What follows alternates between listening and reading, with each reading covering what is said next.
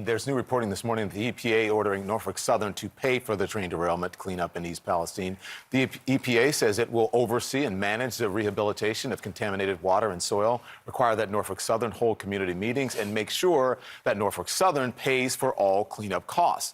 You know how Governor Mike DeWine and EPA Administrator Michael Regan were in East Palestine yesterday, where they drank tap water to help reassure residents that the water there is safe. Straight now to talk to the EPA headquarters where CNN's Sarah Seidner, I should say, to EPA headquarters where Sarah Seidner is with the EPA Administrator Michael Regan. Good morning, Sarah. Good morning, Don. Yes, we're here in the EPA headquarters, a gorgeous building, with the EPA Administrator Michael Regan. Thank you so much for coming on this morning. I know that you've been very, very busy for a really unfortunate situation. Let's first talk about something that Don just mentioned, which is you went in and with the governor drank a glass of water and said, look, things are okay. But I will tell you from one of the people that we spoke with yesterday from East Palestine, she said to us, look, when I take a shower, my skin burns, I have nausea, I have constant headaches, and I don't believe that this is safe to drink, that the soil is safe to plant anything in, and that the air is safe to breathe. What do you tell someone who's having symptoms like this? And she's not the only one.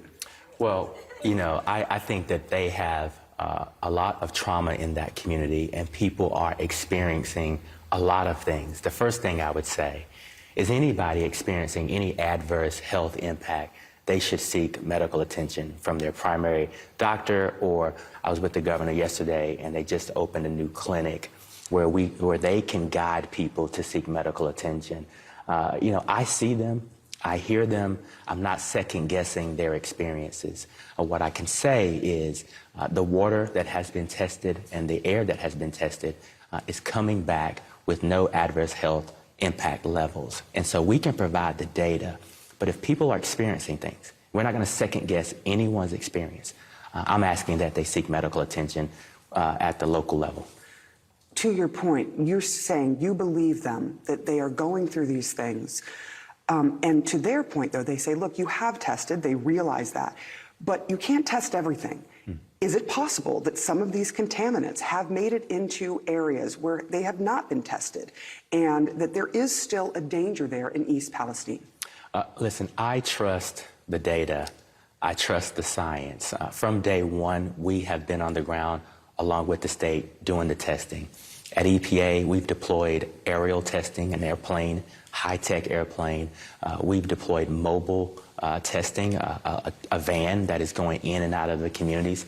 We have stationary air monitors all around the community, strategically placed, and we have tested the indoor air quality of over 550 homes. Nothing is coming back that shows adverse health impacts, and we are testing for everything that was on that train. I also trust the testing protocol of the state. They have a very rigorous testing model, and they've tested the municipal water. I would say for those who are on private wells, if you have not had your water tested, please contact the state. And as Governor DeWine has said, don't drink well water unless you have had those wells tested. Okay, that's really important because what you're saying is there is always a possibility that contaminants can exist somewhere that has not been tested, and you need to really be careful. I'm hoping that the state or the federal government pays for those tests. Is that something that is going to happen? Listen, yesterday's announcement will ensure that Norfolk Southern pays for the mess that they've created. And so we are encouraging everyone, seek medical attention, ensure that the state and local health agencies understand those experiences, because as we force Norfolk Southern to take full accountability for what they've done, Norfolk Southern will pay for everything. And anything that we do, Norfolk Southern will reimburse us.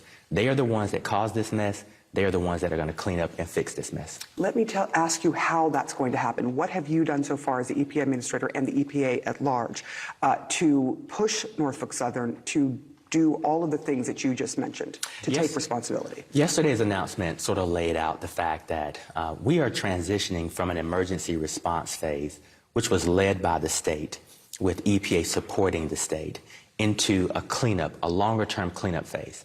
What I announced using my legal authority we can hold Norfolk Southern accountable. Number one, they will clean up every single piece of debris, all of the contamination to EPA specifications and satisfaction. Number two, they will pay for it, fully pay for it. At any moment, if we have to step in because they refuse to do anything, we will do the cleaning up ourselves. We can fine them up to $70,000 a day. And when we recoup our total cost, we can charge them 3 times the amount of the cost of the federal government. That is what the law provides for me. We're going to use the full extent of our oversight and enforcement to hold Norfolk Southern accountable. And they have to design a very specific work plan that's approved by EPA.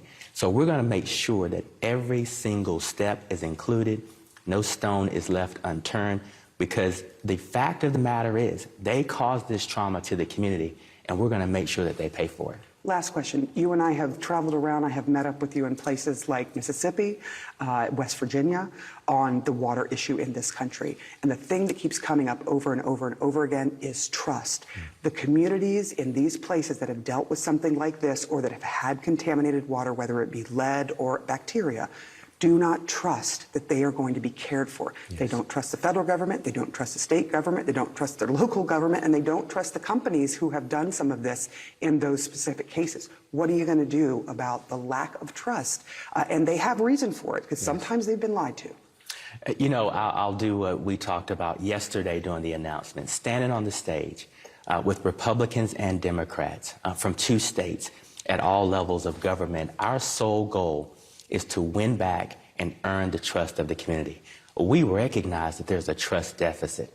I sat down and did a community roundtable. I visited homes in the ground of East Palestine. I know that a trust deficit exists. They gave us some very prescribed solutions, and we're going to try to act on those. Part of it is just being extremely transparent, making information available, and allowing them to take that raw data and information and let third parties validate that for them. So we have to be transparent, we have to be forthright, and listen, as Democrats and Republicans, we have to be united.